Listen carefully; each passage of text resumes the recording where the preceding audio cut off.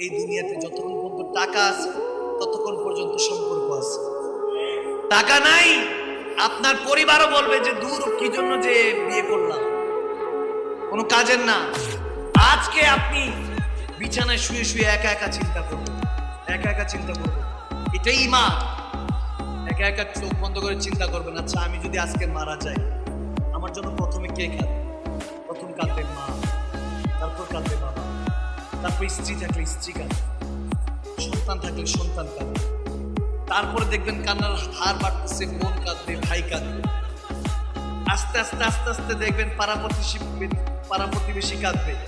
এরপর চিন্তা করবেন, আরে আমি যখন দুনিয়াতে আসছি এরাও তো হেসেছিল, আমি কেঁদেছিলাম কিন্তু এরা হেসেছিল। দুনিয়াতে যখন এসেছি এখন আমি চলে যাচ্ছি, আমি হাসতে হাসতে যাইতে পারছি কিনা, এটা হলো বড় বিষয়।